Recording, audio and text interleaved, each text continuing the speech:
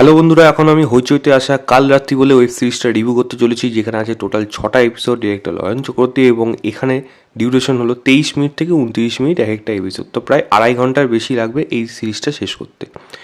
গল্পটাই ছোটো করে বলি, এখানে লিড রোলে আছে সৌমিত্রিষা। সে তার বিবাহ প্রথম রাত্রি, মানে কাল রাত্রি যেটা বলে, সে তার শ্বশুরবাড়িতে আসছে এবং আসার পর সেই রাত্রেই তার স্বামী খুন হয়ে যাচ্ছে, যেই ক্যারেক্টারটা প্লে করছে ইন্দ্রাশিস।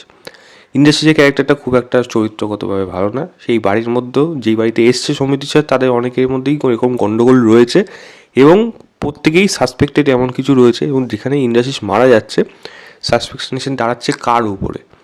এই মেয়েটি কি দোষী? এই মেয়েটি আসার পর কেন এই খুন করা, মানে এই কেন খুন হলো, কে খুন করলো, কেন করলো, এবং এছাড়াও আরও কিছু খুন হবে, যেটার পেছনে কী কারণ আছে এবং কে করছে এগুলো।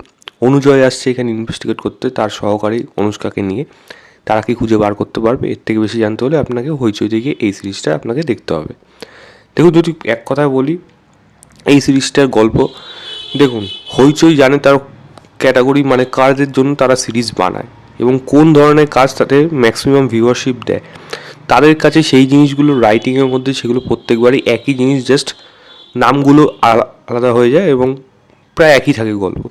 এই গল্পের মধ্যে কিন্তু প্রায় সেম জিনিসই রয়েছে, কিন্তু এখানে একটা ইন্টারেস্টিং জিনিস কী দেওয়ার চেষ্টা করেছে, যে সৌমিত্রিষার ক্যারেক্টারটা যেরমভাবে এখানে লেখা হয়েছে, যদিও সেটা নতুনত্ব না, এটার আগেও হইচই নিজেও করেছে এই কাজে। এবার কথা হলো, এই সিরিজটার মধ্যে কি ভালো জিনিস কিছু নেই? কিছু জিনিস ভালো আছে, ম্যাক্সিমাম পোর্শনটাই কিন্তু খারাপ। তো ভালো কোথায় রয়েছে? কিছু মানুষের পারফরমেন্স আমার এখানে বলবো কিছুটা বেটার, যার মধ্যে সবার আগে বলবো আমার সবথেকে যারা ভালো পারফরমেন্স লিখেছে সেটা হলো অনুজয় দিন দিন যত যাচ্ছে তত আরও ভালো যদি কাজ পায় ডেফিনেটলি করবে, এরকম ধরনের কাজ ডেফিনেটলি না, তবে তার পারফরমেন্স কিন্তু এদের মধ্যে কিন্তু রিমার্কেবল। সৌমিত্রিষার যদি কথা বলি, সৌমিত্রিষা দেখুন, দেখতে তো সবারই ভালো লাগে, সৌমিত্রিষা সত্যিই খুব সুন্দর দেখতে, বাট সৌমিত্রিষার পারফরমেন্স কিছু জায়গায় ভালো, মানে কিছু ওর মোমেন্ট আছে যেইগুলোতে ও একটু মানে বার্স্ট হয়ে যায়, বা বলা যায় তার মধ্যে একটা সাইকোলজিক্যাল জিনিস হতে থাকে। কিছু জায়গায় সেগুলো ভালো, আবার কিছু জায়গায় কিন্তু সেরকম না। অন্যান্য সাপোর্টিং ক্যারেক্টার যারা যারা রয়েছে, একটা কাজের বউ রয়েছে, যেটা প্রত্যেকটা হইচই এরকম কেচ্ছা রিলেটেড সিরিজে থাকবেই না থাকবে, এবং তাদের ক্যারেক্টারগুলো সেম রাখা হবে। এরকম প্রত্যেক অনেকগুলো ক্যারেক্টার রয়েছে, কিন্তু কোনো ক্যারেক্টারই সেরকমভাবে কোনো স্পেস পায় না, বাট তাদের পারফরমেন্স কিছু জায়গায় গল্প অনুযায়ী ঠিক থাকে, বাট বাকিটা কিন্তু হয়ে ওঠে না। দ্বিতীয় জিনিস কী বলবো, এই সিরিজটার মধ্যে ভালো, সিরিজটার লেন্থ কিন্তু বেশি বড় না, যে আপনাকে পুরোপুরি টেনে টেনে বোর করবে। আপনি জানেন কী হতে চলেছে গল্পটা, এবং সেই অনুযায়ী আপনি দেখতে বসবেন, বাট সেটা কিন্তু আপনাকে বোর করবে না।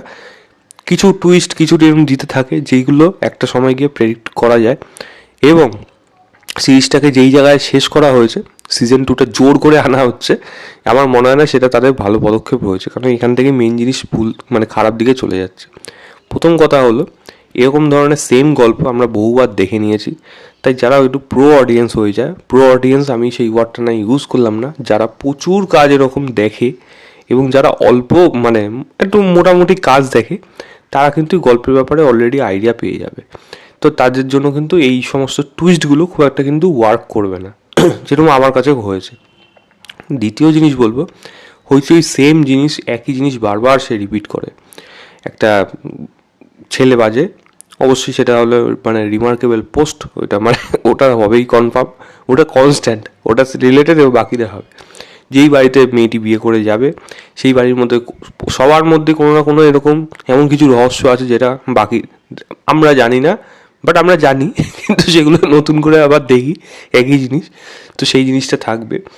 একটি মেয়ে যে অসহায়, যে এই সিরিয়ালের লিড, সিরিয়াল বলছি ওয়েব সিরিজের লিড, যাকে সমস্ত কিছু মানে সহ্য করতে হবে, এবং তার উপরে অনেক বড় অ্যালিগেশন আসবে, তার চরিত্র নিয়ে কথা হবে, যেমন সেখান থেকে সে নিজেকে বার করে নিয়ে আসবে, এবং রিলেটেড এমন কিছু ঘটনা থাকবে যেখানে পুরুষ মানুষরাই দায়ী এবং মহিলারা তারা জাস্ট মানে তাদের উপর অসহায় তারা হয়ে থাকে।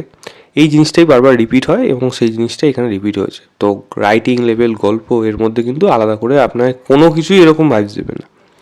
কিছু জিনিস এখানে দেখানো হয়েছে যেগুলো মানে ইমাজিনেশন হিসাবে, যেইগুলো আমার মনে হয় না খুব একটা ওয়ার্ক করবে, কারণ ইমোশনাল বন্ডিংটা কিন্তু এই ক্যারেক্টারটার সাথে আমাদের হয়ে ওঠে না। সৌমিত্রিষার ক্যারেক্টারটা, সে তো লিড, তাকে তো ভালোভাবে এস্টাবলিশ করার প্রয়োজন। তার ডিটেল, তার ব্যাপারে কিন্তু খুব একটা ইনফরমেশন এখানে নেই, সিজন 1-এর মধ্যে একেবারেই নেই। তো সে যেখান দিয়ে আসলো, মানে তার যে বর্ণনা হওয়ার প্রয়োজন একটা মানে লিডের, হিরো হোক বা হিরোইন হোক, যে গল্পের মেন, তাকেই তো আমাদের তো চেনাতে হবে। তো সেইটা জন্য যদি অ্যাবস্ট্রাক্টভাবে শুরু হয়ে যায়, তখন কীভাবে কানেক্ট করবো? সেই জিনিসটা এখানে হয়ে গেছে। ক্লিফ হ্যাঙ্গার দিয়ে দিয়ে এইগুলোকে জাস্ট ওয়েব সিরিজ বানানো হয়, যেগুলো ক্লিফ হ্যাঙ্গার কোনোভাবে কিন্তু সেরকম ওয়ার্ক করে না। এবং সেই সিরিয়াল ধরনের প্যাটার্ন যেগুলোকে ফলো করা, এরকম কেচ্ছা যেগুলোকে বারবার প্রত্যেক কাজে নিয়ে এসে এসে এসে একই জিনিস আমাদের সামনে এসে পরিবেশনা করে। এবং সেখানে বাকি ক্যারেক্টারগুলো তাদের যা এক্সপ্রেশন আগে ওয়েব সিরিজে দেখি তাই এক্সপ্রেশন এখানে দেখি। কিছু জিনিস এখানে চেঞ্জ করা হয় যেগুলো খুব একটা বেশি ইন্টারেস্টিং হয়ে ওঠে না।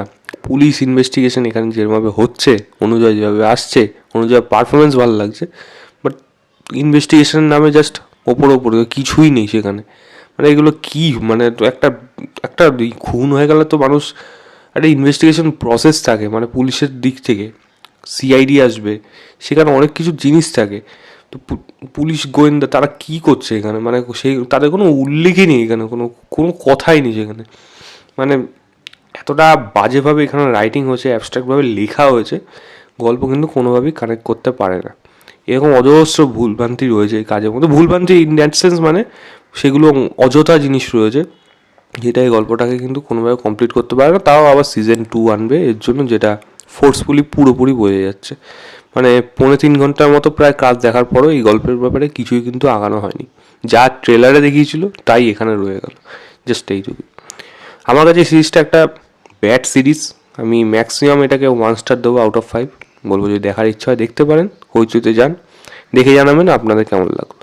তো এই ছিল আমার ওভারঅল রিভিউ কাল রাত্রি বলে ওয়েব সিরিজটা। ভিডিওটা ভালো লাগলে লাইক শেয়ার, চ্যানেলটাকে অবশ্যই সাবস্ক্রাইব করে দেবেন। বাই।